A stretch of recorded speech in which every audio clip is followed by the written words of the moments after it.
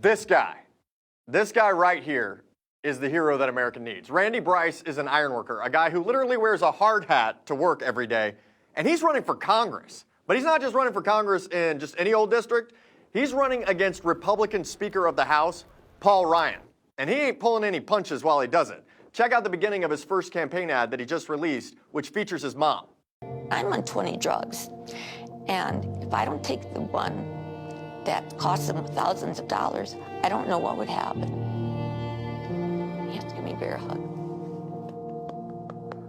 My mom is probably the most important person in my life.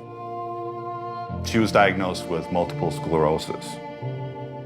There's no doubt in my mind that there are thousands of people like her that don't have what she has. The system is extremely flawed. I work every day so that me and my son have insurance. I've been an ironworker for 20 years. So this guy, Randy Bryce, he's a local community activist and a lifelong resident of southeastern Wisconsin who actually works for a living and seems like a mini Bernie Sanders who's running for Congress, as opposed to Paul Ryan, who's never held a real job in his entire life outside of politics. Well, unless you consider driving the Oscar Mayer Wienermobile while he was in college a real job. It's true, you can Google it.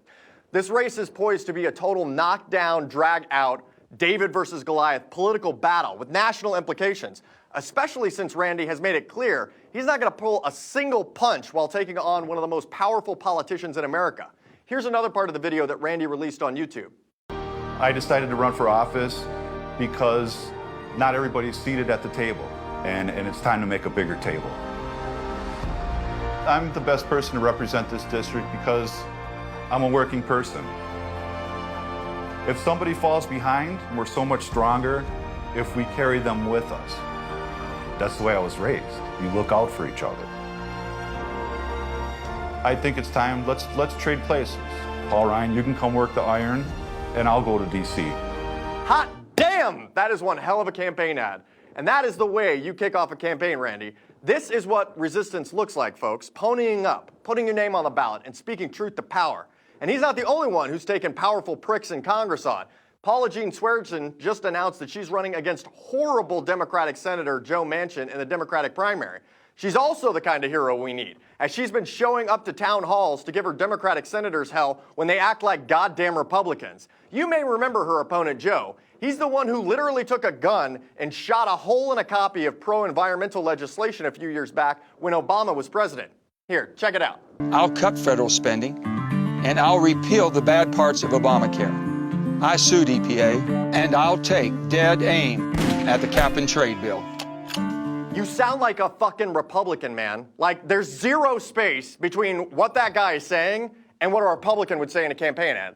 Actually, it's worse, because Republicans would try to present themselves as somewhat middle of the road, even while they pursue the most radical social experiment in public policy that our country's ever seen.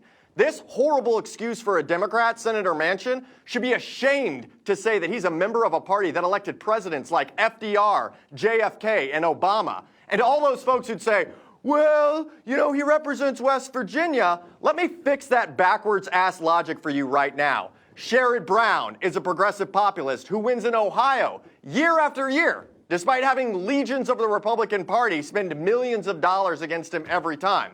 Birch Bayh was a progressive populist from Indiana. Paul Wellstone was a progressive populist from the Midwest. And William Jennings Bryant was a progressive populist from Nebraska. Hell, even Huey Long ran on a platform of progressive populism and beat the tar out of the corporate overlords in his heyday. Maybe the key to winning in places that aren't on the East and West Coast is to embrace progressive populism, just like Bernie Sanders did.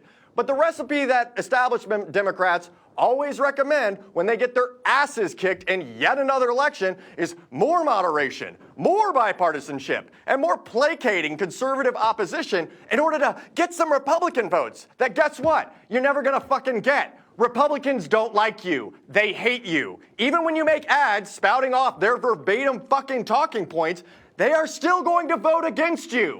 Democrats like this have Stockholm Syndrome, and they're trying to convince the political terrorists in the Republican Party that they should hug it out with us. Never gonna happen.